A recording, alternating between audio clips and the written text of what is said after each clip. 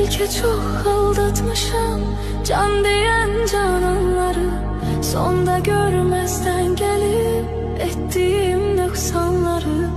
Var ümidim affedersen sen beni. Bilmez idim dert verer derdimin dermanları. Gün gelir pişman olar nefsinin kurbanları.